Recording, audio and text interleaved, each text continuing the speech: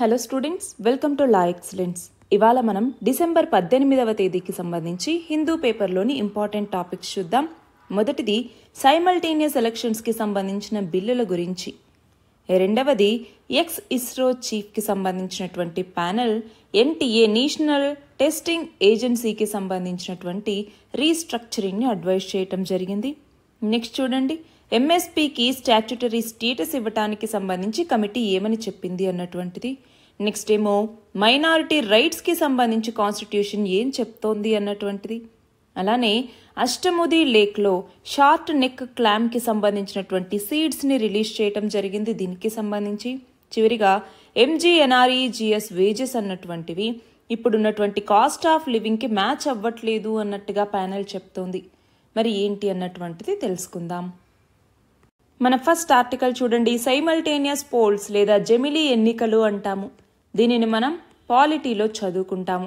మన భారత ప్రజాస్వామ్య దేశంలో ఒక కొత్త అధ్యాయంగా దీన్ని చెప్పాలి. ఎందుకంటే దేశవ్యాప్తంగా కూడా ఇటు లోక్సభకి ఇటు స్టేట్ లెజిస్లేటివ్ అసెంబ్లీకి ఒకే కాలంలో ఎన్నికలు నిర్వహించేందుకు అనువుగా ఇప్పుడు 129వ రాజ్యాంగ సవరణ బిల్లుని కేంద్ర ప్రభుత్వం ప్రవేశపెట్టడం జరిగింది.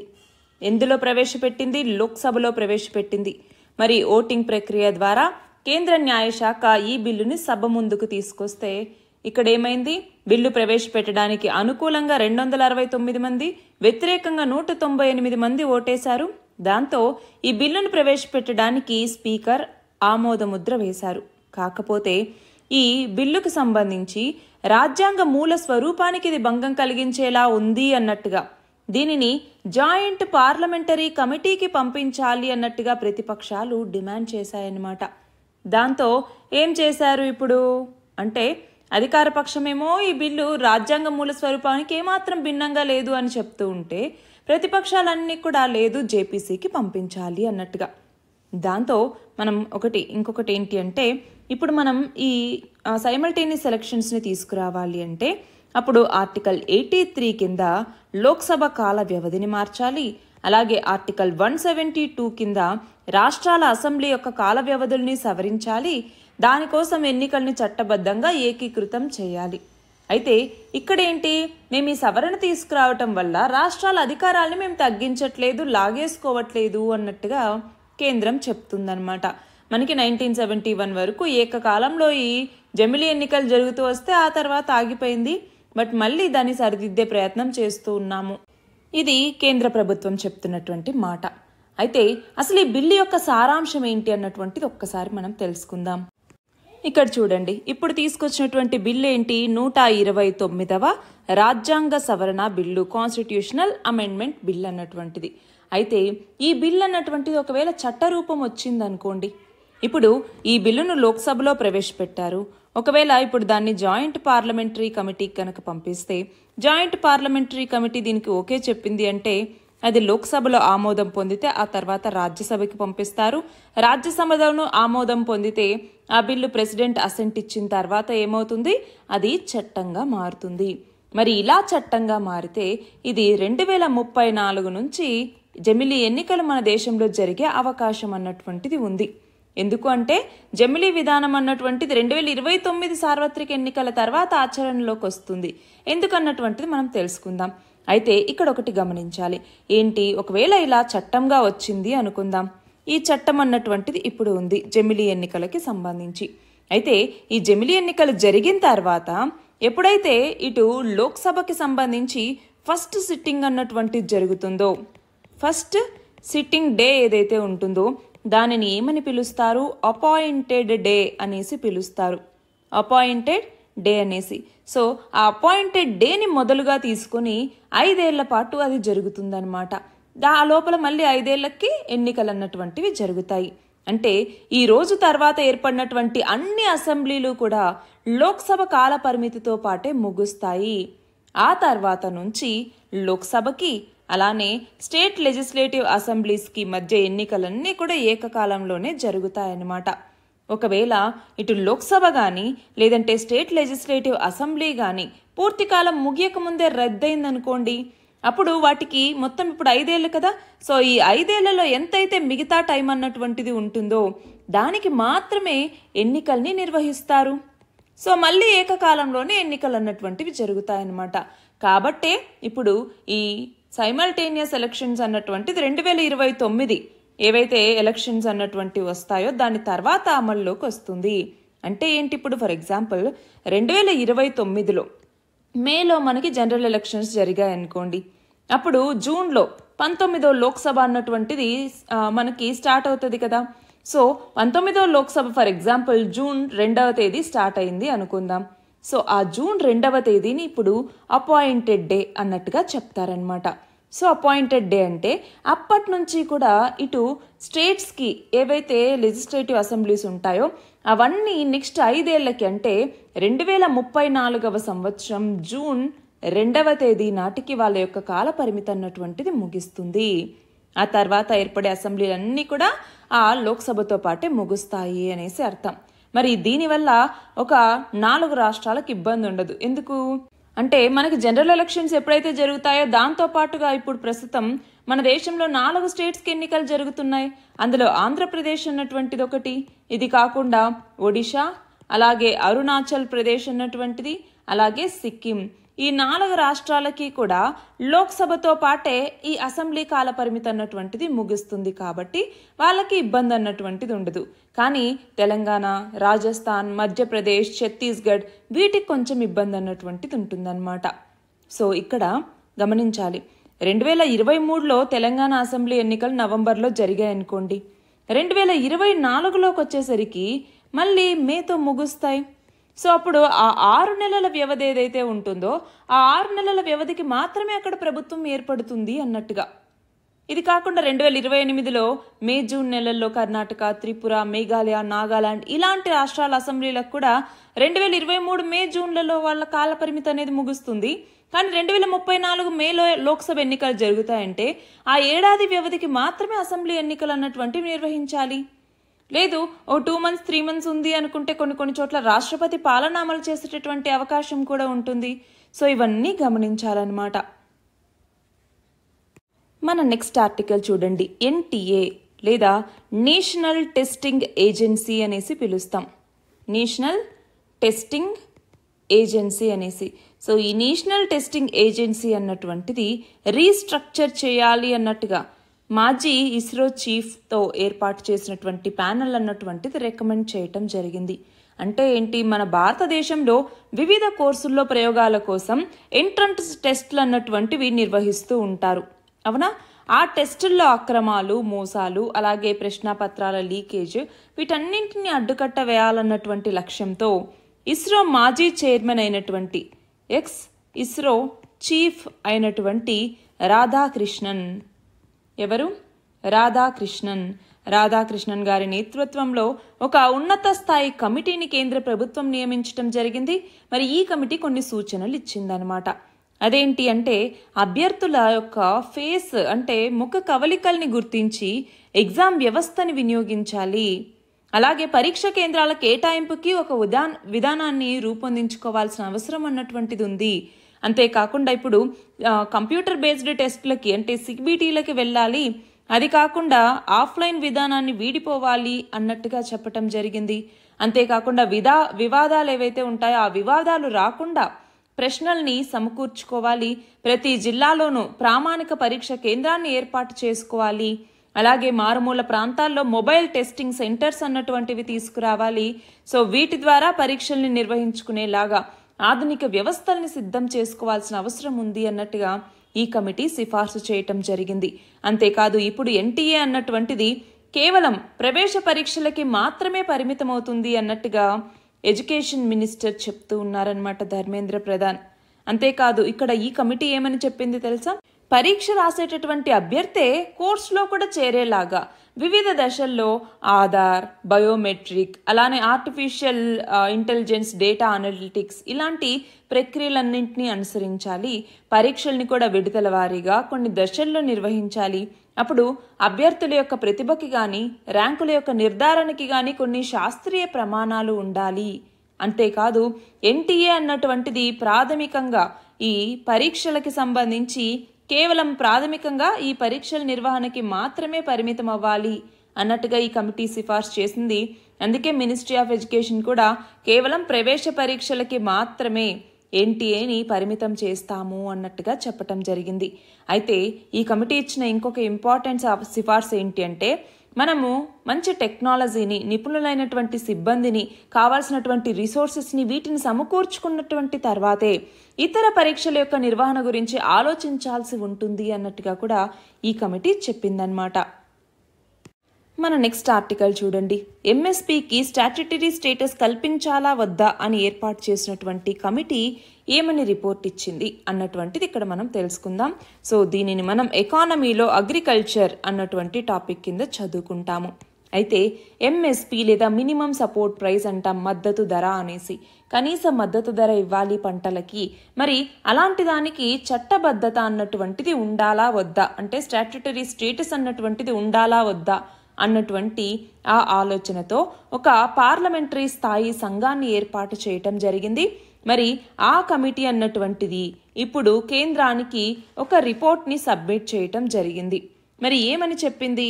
ఫార్మర్ యొక్క సూసైడ్స్ని ఎండ్ చేయాలి అంటే ఎంఎస్పీకి స్టాట్యుటరీ స్టేటస్ అన్నటువంటిది ఇవ్వాలి అన్నట్టుగా సజెస్ట్ చేయటం జరిగింది. సో రైతుల ఆత్మహత్యల్ని తగ్గించవచ్చు, వాళ్ళకి ఆర్థిక స్థిరత్వం కూడా కల్పించవచ్చు అన్నట్టుగా ఈ పార్లమెంటరీ ప్యానెల్ అన్నటువంటిది సిఫార్సు చేసిందనమాట. సో ఒకటి గమనించాలి, ఈ కమిటీని ఎవరి నేతృత్వంలో ఏర్పాటు చేశారు అంటే ఫార్మర్ పంజాబ్ చీఫ్ మినిస్టర్ అయినటువంటి చరణ్జీత్ సింగ్ చన్నీ ఈయన యొక్క నేతృత్వంలో దీనిని ఏర్పాటు చేయటం జరిగింది. మరి ఈ కమిటీ ఏమో ఎంఎస్పీని ఇవ్వాలి, లీగల్ గ్యారంటీ ఇవ్వాలి అన్నట్టుగా. అంతేకాదు, దీనివల్ల రైతులకి ఏమన్నాం, ఆత్మహత్యల్ని తగ్గించవచ్చు, వాళ్ళకి ఆర్థిక స్థిరత్వము కల్పించవచ్చు. అట్లానే ఇప్పుడు పిఎం కిసాన్ స్కీమ్ ఏదైతే ఉందో, ఈ పిఎం కిసాన్ స్కీమ్ కింద రైతులకి ప్రతి సంవత్సరం 6,000 రూపాయలని అందిస్తూ ఉన్నారు కదా. సో ఈ 6,000 రూపాయలని కూడా 12,000 రూపాయలకి పెంచాలి అన్నట్టుగా ప్రతిపాదించటం జరిగింది. అంతేకాదు, ఇప్పుడు ఈ ప్యానెల్ అన్నటువంటిది మెయిన్గా వ్యవసాయం, అలాగే పశు సంవర్ధకం, ఆహార ప్రాసెసింగ్ వీటి మీద ఏర్పాటైందనమాట. సో ఏమని చెప్పింది, వీలైనంత త్వరగా ఎంఎస్పీని చట్టబద్ధంగా అమలు చేయటానికి ఒక మార్గసూచిని రూపొందించాలి అన్నట్టుగా చెప్పింది.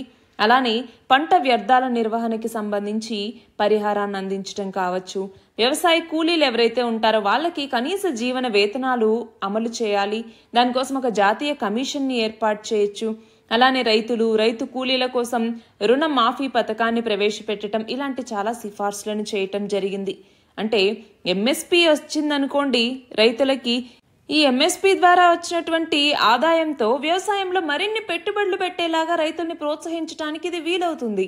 అంతేకాదు, ప్రతి పంటకాలం తర్వాత ప్రభుత్వం పార్లమెంట్లో ఎంఎస్పీకి పంటల్ని అమ్ముతున్నటువంటి రైతుల సంఖ్యని, ఎంఎస్పీకి మార్కెట్ ధరలకి ఉన్నటువంటి వ్యత్యాసాన్ని కూడా ప్రకటించాలి అన్నట్టుగా ఈ కమిటీ కోరిందన్నమాట. మన నెక్స్ట్ ఆర్టికల్ చూడండి. మైనారిటీ రైట్స్ కి సంబంధించి దీనిని సోషల్ జస్టిస్ అన్నటువంటి ఈ సబ్జెక్ట్ కింద చదువుకుంటాం. అయితే మనం ప్రతి సంవత్సరం డిసెంబర్ 18వ తేదీని మైనారిటీస్ రైట్స్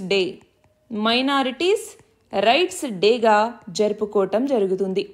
మరి దేనికోసం అంటే మైనారిటీ యొక్క రైట్స్ కి సంబంధించి, వాళ్ళ యొక్క సేఫ్టీకి సంబంధించి అవేర్నెస్ ని పెంచాలన్నటువంటి లక్ష్యంతోనే, వాళ్ళ వెల్ బీయింగ్ ని కోరుకుంటూ మనం ప్రతి సంవత్సరం డిసెంబర్ 18ని మైనారిటీస్ రైట్స్ డేగా జరుపుకుంటాము. సో ఇక్కడ వాళ్ళకి ఈక్వాలిటీ, జస్టిస్, అలాగే కాన్స్టిట్యూషనల్ రైట్స్ వీటన్నింటినీ కూడా అందించాల్సిన అవసరం అన్నటువంటిది ఉంది. వాళ్ళ యొక్క డిగ్నిటీని, ఐడెంటిటీని ప్రొటెక్ట్ చేయాలి. అలాగే మన యొక్క నేషన్ డెవలప్మెంట్లో వాళ్ళ యొక్క యాక్టివ్ పార్టిసిపేషన్ అన్నటువంటిది కూడా ఉండాలి. మరి ఈ ఇయర్ థీమ్ ఏంటి అన్నటువంటిది కనుక మనం చూస్తే, థీమ్ లేదంటే ఇతివృత్తం అని కూడా పిలుస్తూ ఉంటాము. సో ఈ ఇయర్ థీమ్ ఏంటి అంటే ప్రొటెక్టింగ్ డైవర్సిటీ అంటే ఏంటి? విభిన్నత లేదా భిన్నత్వం అంటూ ఉంటాము. వాళ్ళ యొక్క భిన్నత్వాన్ని మనం ప్రొటెక్ట్ చేయాల్సినటువంటి అవసరం ఉంది. అలానే వాళ్ళ యొక్క రైట్స్ని కూడా ప్రొటెక్ట్ చేయాల్సినటువంటి అవసరం ఉంది అన్నటువంటి ఈ రీజన్తో protecting diversity and protecting rights అన్నటువంటి థీమ్తో ఈ ఇయర్ మనము మైనారిటీస్ రైట్స్ డేని జరుపుకుంటూ ఉన్నాము. అయితే ఫస్ట్ టైం ఎప్పుడు జరుపుకున్నామంటే 2013లో. మరి దీనిని ఎవరు ఆర్గనైజ్ చేస్తారు అంటే నేషనల్ కమిషన్ ఫర్ మైనారిటీస్ అన్నటువంటిది మరి టార్గెటెడ్ గ్రూప్స్ ఎవరు? రిలీజియస్, లింగ్విస్టిక్స్, అలాగే కల్చరల్ మైనారిటీస్. వీళ్ళకి సంబంధించి మరి మన కాన్స్టిట్యూషన్లో ఏదైనా లీగల్ బ్యాకింగ్ అన్నటువంటిది ఉందా అన్నటువంటిది చూస్తే ఆర్టికల్ 29 అలానే ఆర్టికల్ 30 ఈ రెండు కూడా మన రాజ్యాంగంలో వీళ్ళకి లీగల్ బ్యాకింగ్ అన్నటువంటిది కల్పిస్తాయి. మరి రైట్స్ ఆఫ్ మైనారిటీస్ అన్నటువంటిది ఇక్కడ మనం ఎస్పెషల్గా చూసుకుంటే స్టేట్ వైజ్గా చూస్తామన్నమాట.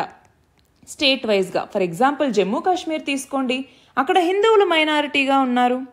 సో మనం నేషనల్ వైడ్గా కాకుండా స్టేట్ వైడ్గా మైనారిటీస్ని తీసుకోవటం జరుగుతుంది దేనికైనా సంబంధించి. అంటే ఫర్ ఎగ్జాంపుల్ ఇప్పుడు ఆంధ్రప్రదేశ్ తీసుకున్నాం అనుకోండి, ఆంధ్రప్రదేశ్లో హిందువులు మెజారిటీగా ఉన్నారు, కానీ అదే హిందువులు జమ్మూ అండ్ కాశ్మీర్లోకి వెళ్ళేసరికి మైనారిటీలుగా ఉన్నారు. సో అక్కడ మైనారిటీలకు సంబంధించినవి వాళ్ళకు వర్తిస్తాయి, ఇక్కడేమో మిగతా వాళ్ళకి మైనారిటీస్కి సంబంధించినవి వర్తిస్తాయి. సో ప్రతి చోట వేరే వేరే మైనారిటీ గ్రూప్స్ ఉంటాయి, మన దేశం అంతటా ఒకటేలాగా ఉండాలన్నటువంటిది లేదు. అందుకే ఈ డైవర్సిటీని ప్రమోట్ చేయాలి, వాళ్ళ యొక్క రైట్స్ని ప్రమోట్ చేయాలి అనేటటువంటిది. అలాగే వాళ్ళకి ఈక్వల్ రైట్స్ అన్నటువంటివి ఉండాలి, అలానే సోషల్ జస్టిస్, అలాగే వాళ్ళకి ప్రొటెక్షన్ అన్నటువంటిది ఉండాలి, ఇంక్లూజివిటీ అన్నటువంటిది ప్రమోట్ చేయాలి సొసైటీలో. అంటే ఎడ్యుకేషన్ కావచ్చు, ఎంప్లాయ్మెంట్ కావచ్చు, వాళ్ళ యొక్క రిప్రజెంటేషన్ కావచ్చు, వీటన్నింటిలోనూ ఆ మార్జినలైజ్డ్ కమ్యూనిటీస్ ఫేస్ చేస్తున్నటువంటి ఇష్యూస్ని అడ్రస్ చేస్తూ వాళ్ళలో ఇంక్లూజివిటీ తీసుకురావాలి అన్నటువంటిదే మనకున్నటువంటి లక్ష్యం. మరి మన ఇండియాలోకి వచ్చేసరికి మైనారిటీస్ ఎన్ని ఉన్నాయి? For example national commission for women ప్రకారం గనక మనం చూసుకుంటే మన ఇండియాలో మైనారిటీస్ని రిలీజియన్, లాంగ్వేజ్, అలాగే కల్చర్ బేసిస్లో డిఫైన్ చేయటం జరుగుతుంది. అలా చూసుకుంటే నేషనల్ కమిషన్ ఫర్ మైనారిటీస్ ప్రకారం 6 రిలీజియస్ కమ్యూనిటీస్ అఫీషియల్గా మైనారిటీస్గా రికగ్నైజ్ చేయబడ్డాయి మన దేశంలో. అందులో ఎవరెవరు అంటే ముస్లిమ్స్, అలానే ముస్లిమ్స్, క్రిస్టియన్స్, సిఖ్స్, అలానే బుద్ధిస్ట్స్, అలాగే జైన్స్, అలాగే ఇంకొకరెవరు జొరాస్ట్రియన్స్ లేదంటే పార్సీస్ అని కూడా పిలుస్తూ ఉంటాము. సో పార్సీస్, ఈ 6 కమ్యూనిటీస్ని కూడా మైనారిటీస్ అన్నట్టుగా నేషనల్ కమిషన్ ఆఫ్ మైనారిటీస్ అన్నటువంటిది గుర్తించింది.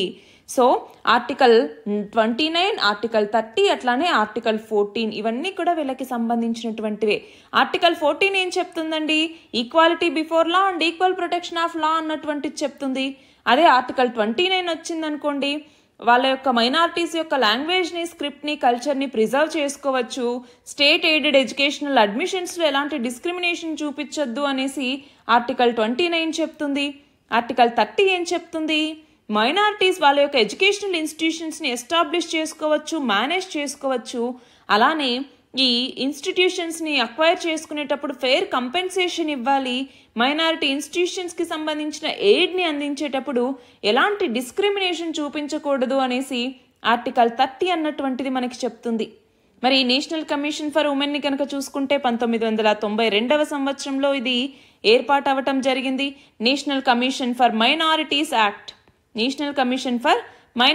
యాక్ట్ అనేసి 1992లో తీసుకొచ్చారనమాట. దీని ద్వారా మన దేశంలో ఉండేటటువంటి మైనారిటీస్ని సోషల్గా, ఎకనామిక్గా, అలాగే ఎడ్యుకేషనల్గా కూడా అప్లిఫ్ట్ చేయాలి, వాళ్ళని ప్రొటెక్ట్ చేయాలి, వాళ్ళ యొక్క రైట్స్ని ప్రొటెక్ట్ చేయాలన్నటువంటిది ఇక్కడ లక్ష్యం అనమాట.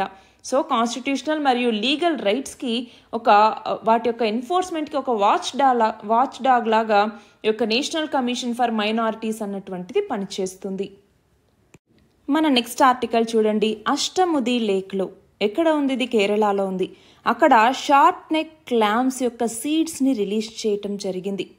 మరి కొల్లాం ఏదైతే ఉందో అక్కడ ఐసీఏఆర్కి సంబంధించినటువంటి central marine fisheries research institute అన్నటువంటిది ఒక స్టాక్ ఎన్హాన్స్మెంట్ ప్రోగ్రామ్ని స్టార్ట్ చేసిందనమాట. Stock enhancement programme. మరి ఈ ప్రోగ్రాం ద్వారా ఏం చేస్తూ ఉన్నారు అంటే అక్కడ షార్ట్ నెక్ క్లామ్స్ అంటాం. క్లామ్స్ అంటే ఏంటి? ముత్యపు చిప్పలు అంటాం కదా. ఆ ముత్యపు చిప్పల యొక్క పాపులేషన్ అన్నటువంటి తగ్గిపోతుంది అన్నటువంటి నేపథ్యంలో దాన్ని ఎదుర్కోవటం కోసం దాదాపు 3 మిలియన్ సీడ్స్ అన్నటువంటివి అక్కడ అష్టముది లేక్లో వదిలిపెట్టడం జరిగింది. ఈ షార్ట్ నెక్ క్లామ్ దీనినే ఏమని పిలుస్తాం? పాపియా మలబారికా అని కూడా పిలుస్తూ ఉంటాము. పాపియా మలబారికా అన్నటువంటిది. సో విజిన్జామ్ రీజనల్ సెంటర్ ఏదైతే ఉంటుందో అక్కడ దీన్ని ప్రొడ్యూస్ చేసి దాన్ని అష్టముది లేక్లో ఈ సీడ్స్ని రిలీజ్ చేయటం జరిగింది. సో దీని ద్వారా ఆ లేక్లో క్లామ్స్ యొక్క పాపులేషన్ని మళ్ళీ పెంచేటటువంటి అవకాశం అన్నటువంటిది ఉంటుంది. అయితే ఈ పాపియా మలబారికా అన్నటువంటిది ఇండియాకి సంబంధించినటువంటి ఫస్ట్ మెరైన్ స్టీవార్డ్షిప్ కౌన్సిల్కి సంబంధించినటువంటి స్టీవార్డ్షిప్ కౌన్సిల్ లేదంటే దీన్ని ఎంఎస్సి అని కూడా పిలుస్తూ ఉంటాం. మెరైన్ స్టీవార్డ్షిప్ కౌన్సిల్కి సంబంధించినటువంటి సర్టిఫైడ్ ఫిషరీస్లో ఇది ఒకటి అన్నమాట. మరి ఇక్కడ మనం గమనించాలి, ప్రధానమంత్రి మత్స్య సంపద యోజన అన్నటువంటి స్కీమ్ కింద బ్లూ గ్రోత్ అన్నటువంటి ప్రాజెక్ట్లో భాగంగా ఇప్పుడు అక్కడ ఉన్నటువంటి మెరైన్ ఎకోసిస్టమ్ని రీస్టోర్ చేయాలి, లాంగ్ టర్మ్ సస్టైనబిలిటీ ఉండాలి, అక్కడ లోకల్ ఫిషర్మెన్ ఎంపవర్ చేసేలాగా ఉండాలి, అంతేకాకుండా అక్కడ ఎక్స్పోర్ట్ రెవెన్యూని స్టిమ్యులేట్ చేయాలన్నటువంటి లక్ష్యంతోనే ఈ అప్రోచ్ని తీసుకోవటం జరిగింది. సో అక్కడ కేరళ బ్యాక్ వాటర్స్కి సంబంధించి ఈ యొక్క క్లామ్స్ యొక్క స్టాక్స్ని రీప్లెనిష్ చేయటం, వాటిని సేఫ్ గార్డ్ చేయటం ఇవన్నీ కూడా చేస్తారు. సో స్టాక్ ఎన్హాన్స్మెంట్ ప్రోగ్రామ్ అన్నటువంటి దాని కింద ఇప్పుడు దీన్ని చేపడుతూ ఉన్నారు. సో క్లామ్ సీడ్స్ని 2 స్పెసిఫిక్ ఏరియాస్లో ఇక్కడ రిలీజ్ చేయటం జరుగుతుందన్నమాట. ఒకటేమో బిషప్ తురుత్తు అన్నటువంటి ప్లేస్లో, రెండవది వచ్చేసరికి వలం అన్సిల్ తురుత్ అన్నటువంటి ప్లేస్లో. సో దీని ద్వారా మనం చూస్తే ఇక్కడ ఈ CMFRI అన్నటువంటిది దాదాపు 1 year పాటు రీసెర్చ్ చేసి దాంట్లో సక్సెస్ఫుల్గా ఇప్పుడు క్యాప్టివ్ బ్రీడింగ్ టెక్నాలజీని యూజ్ చేసి ఈ స్పీషీస్కి సంబంధించినటువంటి సీడ్స్ని డెవలప్ చేసిందనమాట. అష్టముది లేక్ అన్నటువంటిది ఒక సిగ్నిఫికెంట్ ఎకనామిక్ అలాగే ఎకలాజికల్ ఇంపార్టెన్స్ని కలిగి ఉన్నటువంటి ప్లేస్. అంతేకాదు అష్టముది లేక్కి సంబంధించి ఇక్కడ మనం చాలా వివరాలు తెలుసుకోవాలి. అష్టముది లేక్ అన్నటువంటిది రామ్సర్ వెట్లాండ్స్లో ఒకటి, రామ్సర్ వెట్లాండ్స్లో ఒకటి. ఎక్కడ ఉంది? కేరళలో ఉన్నటువంటి కొల్లాం డిస్ట్రిక్ట్లో ఇది ఉందన్నమాట. మరి ఈ వర్డ్ అష్టముది అంటే 8 బ్రైడ్స్ అనేసి అర్థం మలయాళంలో. సో పామ్ షేప్డ్ ట్రోపోగ్రఫీ అన్నటువంటి దీనికి ఉంటుంది, మల్టిపుల్ బ్రాంచెస్ ఉంటాయన్నమాట. సో 8 ఆర్మ్స్ లేదంటే ఛానల్స్ ఉంటాయి కాబట్టి దీనికి అష్టముది లేక్ అనేసి పేరు వచ్చింది. అంతేకాదు కేరళకి సంబంధించి ఇది సెకండ్ లార్జెస్ట్ లేక్ అనమాట కేరళలో, అంతొకటి గమనించాలి. అంతేకాదు అష్టముది లేక్కి సంబంధించి మేజర్ వాటర్ రిసోర్స్ ఏంటి అంటే కల్లాడా రివర్ అన్నటువంటిది మేజర్ వాటర్ సోర్స్గా ఈ యొక్క లేక్కి ఉందన్నమాట. అంతేకాదు హిస్టారికల్ రికార్డ్స్ చూసుకుంటే ఇప్పుడు ఫర్ ఎగ్జాంపుల్ మొరాకోకి సంబంధించి ఇబన్ బతూతా అంటూ ఉంటాం. ఇబన్ బతూటా ఇక్కడ క్విలాన్ సిటీ అన్నటువంటి దాన్ని బాగా హైలైట్ చేశారు. ఈ క్విలాన్ సిటీ అన్నటువంటిది అష్టముది లేక్ యొక్క బ్యాంక్స్ దగ్గరే అప్పట్లో ఉండేదన్నమాట. అది మేజర్ ట్రేడింగ్ సెంటర్స్లో ఉండేది యాన్షియంట్ పీరియడ్లో. సో అది మనకి ఒకటి ఇంపార్టెంట్. అంతేకాదు ఇది మొత్తం అంతా ఎస్చ్యూరీస్ అనమాట. అంటే ఎక్కడైతే ఫ్రెష్ వాటర్ లేదంటే స్ట్రీమ్ ఓషన్ని కలుస్తుందో దాన్ని ఎస్చ్యూరీ అనేసి పిలుస్తూ ఉంటాం. అంటే fresh water sea water 2 combine అయ్యి అవి బ్రాకిష్గా లేదంటే లైట్గా సాల్టీగా తయారవుతాయి, దాన్ని ఎస్చ్యూరీ అని పిలుస్తూ ఉంటాం. సో అష్టముది లేక్ అన్నటువంటిది అలాంటి వాటిలో ఒకటి. మన లాస్ట్ ఆర్టికల్ చూడండి, MGNREGS వేజెస్కి సంబంధించి. ఏమిటి MGNREGS అంటే? Mahatma Gandhi national rural employment guarantee scheme అనేసి పిలుస్తాము. మరి దీనిని Mahatma Gandhi national rural employment guarantee act 2005 కింద అమలు చేస్తూ ఉన్నారనమాట. మరి ఈ చట్టం అన్నటువంటిది రైట్ టు వర్క్ అంటే పని హక్కుని కల్పించటం జరిగింది. దీని ప్రకారం ఒక సంవత్సరంలో 100 రోజులు పని దినాలన్నటువంటివి ఉండాలి. అంతేకాదు మినిమం వేజెస్ అన్నటువంటివి వాళ్ళకి ఇవ్వాల్సినటువంటి అవసరం అన్నటువంటిది ఉంది. అలాగే ఎవరైనా rural house hold unskilled rural house hold ఎవరైనా వచ్చి పని అడిగిన తర్వాత 15 రోజుల లోపు వాళ్ళకి అంటే 10 దినాల లోపల వాళ్ళకి పని కల్పించాల్సిన అవసరం ఉంది. లేదు అనుకుంటే అప్పుడు వాళ్ళకి అన్ఎంప్లాయ్మెంట్ అలవెన్స్ అన్నటువంటిది ఇవ్వాల్సి ఉంటుంది. అన్ఎంప్లాయ్మెంట్ అలవెన్స్ అన్నటువంటిది వాళ్ళకి ఇవ్వాల్సి ఉంటుంది. అది కూడా పనిని 5 కిలోమీటర్ల రేడియస్లోనే వాళ్ళకి పని కల్పించాల్సి ఉంటుంది. అంతేకాదు ఇందులో 1/3 ఈ వర్క్ని ఉమెన్కే కేటాయించడం జరిగింది కూడా. సో దీని ద్వారా ఉమెన్ ఎంపవర్మెంట్ని, జెండర్ ఈక్వాలిటీని ప్రమోట్ చేయటం అన్నటువంటిది లక్ష్యం. మరి అందులో భాగంగా ఇప్పుడు ఏమైంది, MGNREGSకి ఆధార్తో కంపల్సరీగా లింక్ చేసుకోవాల్సి ఉంటుంది అన్నట్టుగా చెప్పటం, బ్యాంక్ అకౌంట్స్ అంటే వాళ్ళకి మనీ బ్యాంక్ అకౌంట్స్లో వేసేలాగా చూడటం, ఇవన్నీ జరుగుతున్నాయి.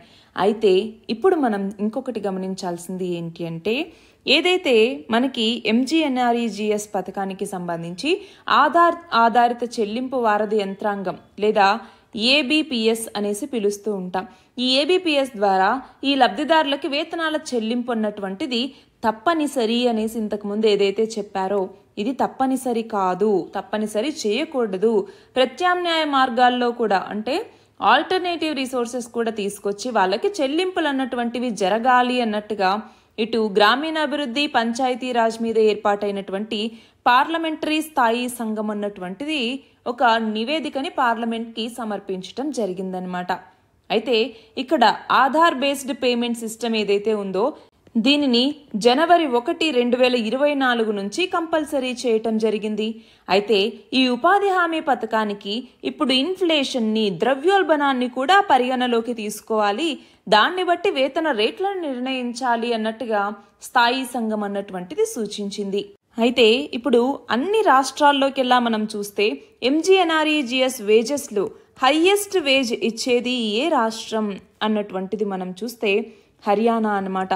హర్యానా హైయెస్ట్ వేజ్ని ఇస్తుంది. ఎంత ఇస్తుంది? 374 రూపాయలు. మరి లోయెస్ట్ వేజ్ వచ్చేసరికి 2 రాష్ట్రాలు, ఒకటి అరుణాచల్ ప్రదేశ్ అన్నటువంటిది, రెండవది వచ్చేసరికి నాగాలాండ్. ఈ 2 రాష్ట్రాలు కూడా లోయెస్ట్ వేజ్ 234 రూపాయలని అందించడం జరుగుతుంది.